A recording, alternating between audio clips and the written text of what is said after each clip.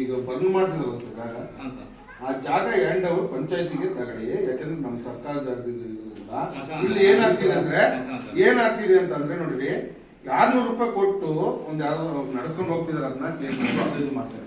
ಯಾರೋ ಒಂದ್ ಬಡಪಾಯಿಗಳು ತೀರೋದ್ರೆ ಅನ್ನೋ ಲೆಕ್ಕಾಚಾರದಲ್ಲಿ ನನಗೆ ಬಂದಿರೋದ್ ಮಾತಿದೆ, ಕ್ಲೀನ್ ಆಗಿ ಸುಡಲ್ಲ, ಅದ್ ಮಾಡಲ್ಲ, ಅವ್ರಿಗೆ ಕೊಡಕ್ಕೆ ಅವ್ರು ನಾವಿಲ್ಲ, ಯಾವ್ದೋ ಊರಾಗಿದ್ದೀವಿ ಅನ್ನೋ ಲೆಕ್ಕಾಚಾರ. ಉಣಕ್ಕೂ ಜಾಗ ಇಲ್ಲ, ಸುಡ್ಸಕ್ಕೂ ನಮ್ ಪಂಚಾಯತಿ ಜಾಗದವ್ರು ಬೀಗ ಕೊಡಿಸ್ತಿಲ್ಲ ಅಂದ್ರೆ ನಾವ್ ಇದಾಗ್ತೀವಿ. ಅದ್ ನಮ್ ಹ್ಯಾಂಡ್ ಓವರ್ ತಡಂಗ ಯಾರೋ ಅವಾಗ ಯಾರೋ ಟ್ರಸ್ಟ್ ಮಾಡ್ಕೊಂಡು ಅದ್ ನಡ್ಸ್ಕೊಂಡು ಹೋಗ್ತಾರ.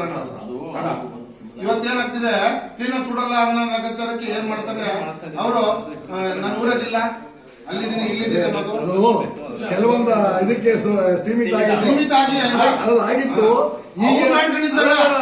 ಅವ್ರು ಮಾಡ್ಕೊಂಡಿರೋದು ಸೀಮಿತ ಆಗಿಲ್ಲ, ಮಾಡ್ಕೊಂಡಿದ್ರು. ಆದ್ರೆ ಈಗೆಲ್ಲ ಮುಂಚೆ ಏನ್ ಮಾಡೋರು, ನಮ್ಗೆ ಕೆರೆ ಜಾಗದಲ್ಲಿ ಊಣಕ್ ಜಾಗ ಇದ್ದಿದ್ರಿಂದ ಯಾರೋ ಅತ್ಲಗಡೆ ಹೋಗ್ತಿರ್ಲಿಲ್ಲ. ಈಗ ನಮ್ಗೆ ಜಾಗ ಇಲ್ದಿದ್ದ ಉದ್ದೇಶಕ್ಕೆ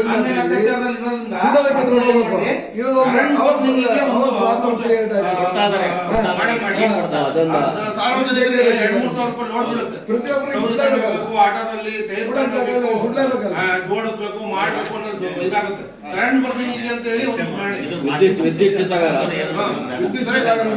ಕರೆಂಟ್ ಮಾಡಿದ್ರೆ ಆರಾಮಾಗಿ ಕ್ಲೀನ್ ಆಗಿ ಸುಟ್ಟಂತಾರೆ, ಯಾರು ಸುಟ್ಟಂದ್ರೆ ಯಾರು ಕಮ್ಮಿ ಕಮ್ಮಿ ಸುಟ್ಟ ಜಾಗ ಕ್ಲೀನ್ ಮಾಡಕ್ ನಮ್ಗೆ ತೊಂದರೆ ಆಗುತ್ತೆ ಅನ್ನೋ ಲೆಕ್ಕಾಚಾರಕ್ಕೆ ಆಗ್ತಿದೆ. ಅದು ಕರೆಂಟ್ ಇಂದ ಒಂದು ಮಾಡಿಸಿಬೇಕು, ವಿದ್ಯುತ್ ಚಿತ್ತಾಗಾರ ಮಾಡಿ ಪಟ್ಟಣ ಪಂಚಾಯತಿಗೆ. ಪ್ಲಸ್ ಇನ್ನೊಂದು, ಆಮೇಲೆ ಈ ತೀರೋದ್ರೆ ನಮ್ಮ ಇದರಲ್ಲಿ ಅವ್ರಿಗೆ ಎತ್ಕೊಂಡು ಹೋಗಕ್ಕೆ ಒಂದು ಗಾಡಿ ಮುಕ್ತಿ ವಾಹನ ಪಟ್ಟಣ ಪಂಚಾಯತಿಯಿಂದ ಒಂದು ಗೌರ್ಮೆಂಟ್ ಬಸ್ ಸ್ಟ್ಯಾಂಡ್ ಒಂದು